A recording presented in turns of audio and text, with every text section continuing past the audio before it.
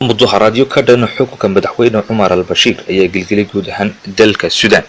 booliska dalkaasi Suudaan ayaa naqiiqa dadka ka ilmaysiiyay u adeegsaday inay ku kala cayriyaan dad digayay dibadbaxyo rabshado wata oo ka dhana dawladda. rabshadahaasi ayaana ku faafay inta badan magaalooyinka waaweyn ee wadanka.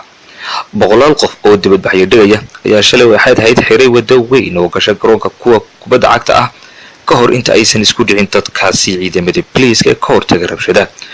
siyaasiyiinta mucaaradka ayaa sheegaya in 22 qof ay dhinteen tan iyo markii mudaharaadyadu ay bilowdeen maalintii Arbacada ahayd la soo dhaafay. balse saraakiisha dawladda ayaa sheegaya in tiradu intaasay aad uga yartay. dibadbaxyada ayaa ka dhashay sare u kac ku yimid qiimaha rootiga iyo shidaal.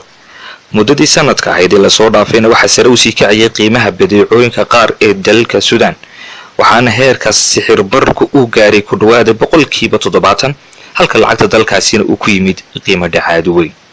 koox dhaqaatiir ayaa sidoo kale sheegaya in laga bilaabo oo maanta oo Isniin ay shaqo joojin bilaabayaan si cadaadiska ugu sii kordhiyaan madaxweyne Umar Hassan al-Bashir.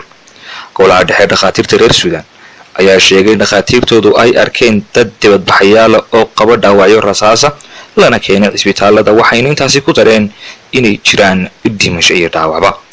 Sadiq al-Mahdi oo hogaamiye xisbiga ugu weyn mucaaradka dalkaasi Umayya ayaa cambaareeyay caburinta shacabka dalkaas, waxaana uu sheegay in dibadbaxyadani ay ka dhasheen xaaladda sii xumaanaysa ee dalkaasi. waxa uu sidoo kale ugu baaqay dawladda madaxweyne Umar al-Bashir inay ogolaato in si nabad ah ay xukunka u wareejiso, haddii kale buu yiri ay wajihi doonto kacdoon shacbiya. Sadiq al-Mahdi oo muddo 2 jeer ra'iisul wasaare ka soo noqday dalkaasi ayaa Arbacadii la soo dhaafay ku soo laabtay dalkiisa oo uu muddo ku dhawaad sanad ah uga maqnaa mustaafiriin. dawladda Sadiq al-Mahdi ayaa ahayd tii ugu dambeysay ee dimuqraadi ay la soo doorto ka hor inta uusan al-Bashir inqilaab military ku qabsan sanadkii 1989.